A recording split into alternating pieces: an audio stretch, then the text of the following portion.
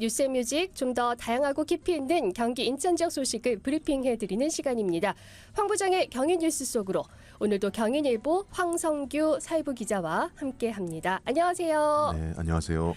네, 반갑습니다. 자, 오늘 첫 번째 소식 어떤 건지 먼저 전해주시죠. 네, 지금 온 나라가 비상계엄 네. 이후로 이슈에 덮여 있는 상황이잖아요. 지난 3일이었으니까 지금 일주일 넘게 나라 전체가 마비되다시피 한 상황인데 이 국민들의 분노는 여전히 좀 가시질 않고 있습니다. 이 계엄 이후에 탄핵 등등의 일들은 청취자 여러분들도 다 사실상 하루 종일 뉴스를 통해서 실시간으로 내용을 접하고 계시기 때문에 좀 피로감이 있지 않을까 생각을 해요. 그래서 일련의 정치권 움직임이나 수사 상황 이런 것보다는 그 중에 좀 눈에 띄는 이슈만 뽑아서 좀 말씀을 드려볼까 합니다. 그래서 첫 번째 준비한 소식은 대학생들이 뿔났다입니다. 사실 우리가 TV나 휴대전화 열기만 하면은 틀기만 하면 그렇죠. 계엄령 관련 뉴스가 계속 나오고 그 와중에 또 일면 카더라 통신 이런 네. 것들도 참 많잖아요. 그래서 이제는 어떤 게 맞고 어떤 게 틀린 건지 이런 것들 판단하기도 어렵고 해서 사실은 엄청 혼란스럽고요. 좀 답답하기도 하고요. 네. 그런 상황인데 우리 대학생들 소식은 어떤 내용일까요? 네, 지난 주말에 그 탄핵 소추안 표결안이 무산된 이후로 이 각계각층의 국민들이 이제 계엄을 주도한 세력을 향해서 또 이 표결에 불참한 국민의힘 의원들을 향해서 좀 규탄의 목소리를 내고 있는데 네.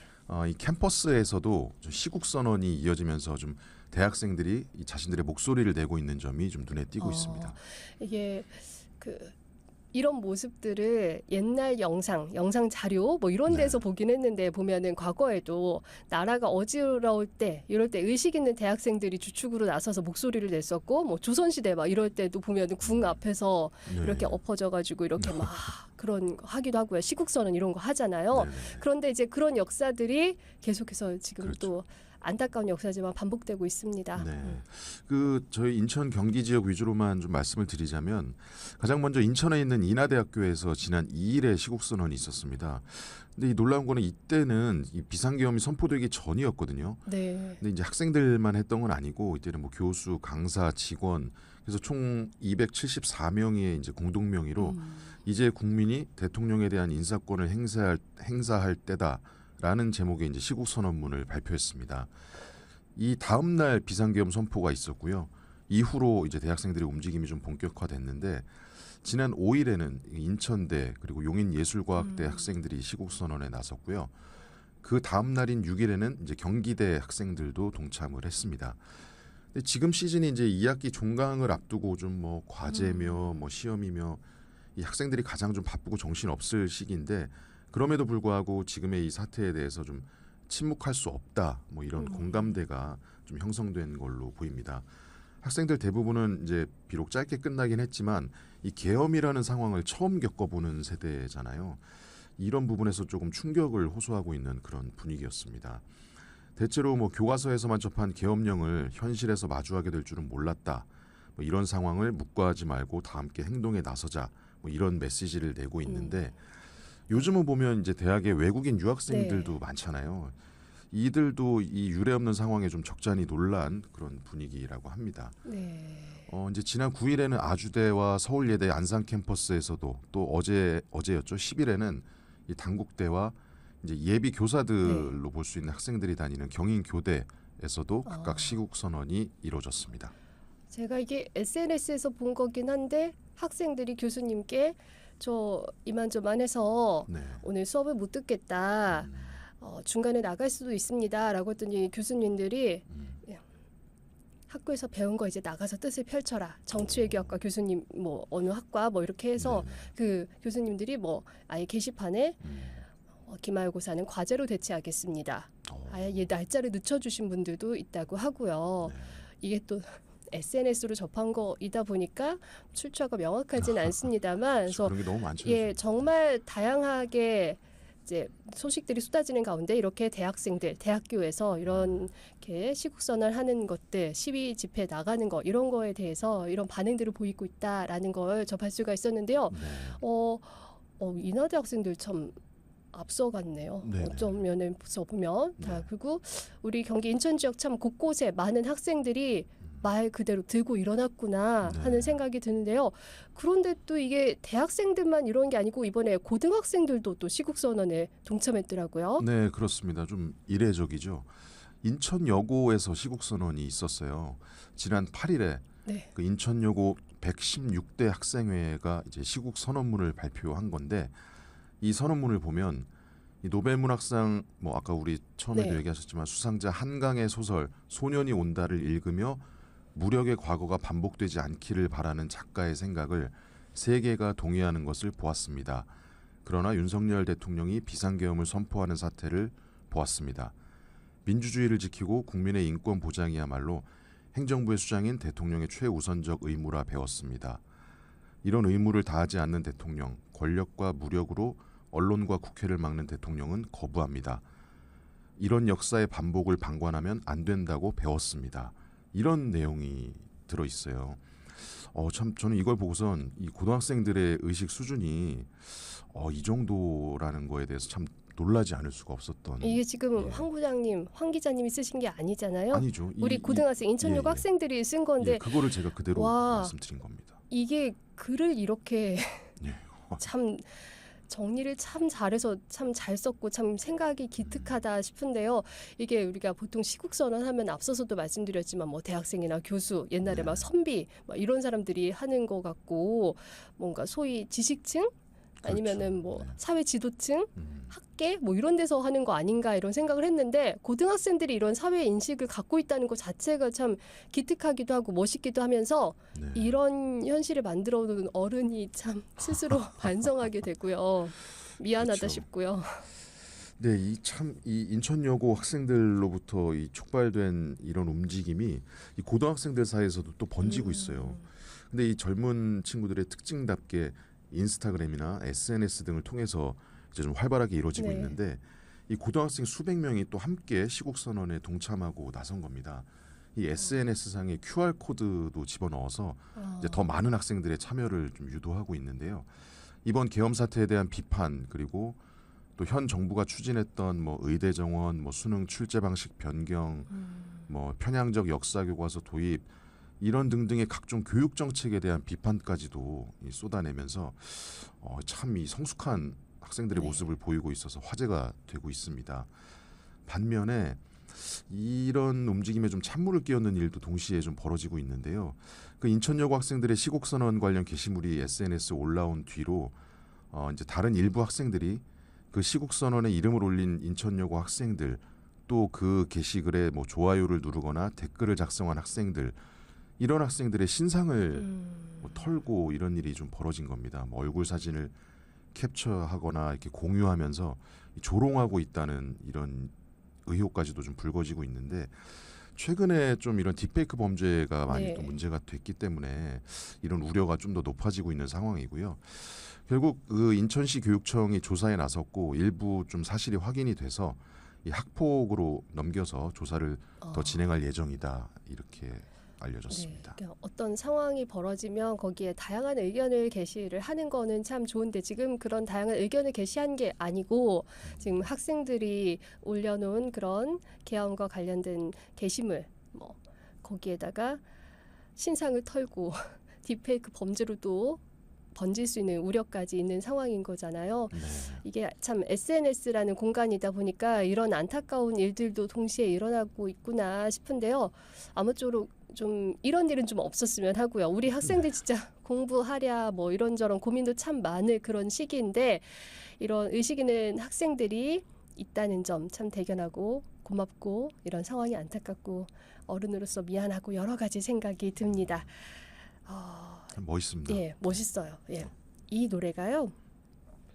그 시위 현장에서 나왔더라고요. 그래서 많은 젊은이들이 응원봉을 들고 이 노래에 맞춰서 또 시위를 했던 게 세계적으로 또 뉴스에 나갔습니다. 에스파 부릅니다. 위플래시. 우리 6771번님께서 문자 주셨는데 멋지고 장하다 우리 학생들 하시면서 대신 부끄러운 저 어른들 채찍질 부탁합니다. 나디 이렇게 하셨어요.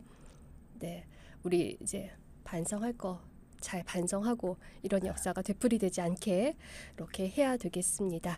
자, 이어서 두 번째 뉴스로 넘어가 보겠습니다. 이번에는 어떤 소식일까요? 네, 그 두 번째 소식은 어떻게 보면 결과적으로 지금의 이 시국 때문에 벌어진 현상인데요.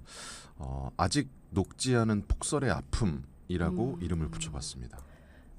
지금 계엄의 탄핵에 뭐 모든 게 이걸로 덮여가지고 또 잊혀져 가고 있긴 한데 불과 얼마 전까지만 해도 폭설이 정말 큰 이슈였잖아요. 특히나 그렇죠. 우리 여기 수도권에 눈폭탄 쏟아지면서 피해가 참 컸는데요. 이게 복구 작업 빨리 이루어져야 되는데 사실 그게 잘 안 되고 있나 봐요. 네, 그렇습니다. 말씀하신 대로 수도권, 특히 이 경기도의 폭설 피해가 컸잖아요. 이 돈의 피해 액수만 지금 집계된 게 한 총 4,893억 원 정도로 나올 정도인데, 특히 경기도에서도 이제 경기 남부 지역의 피해가 유독 컸습니다.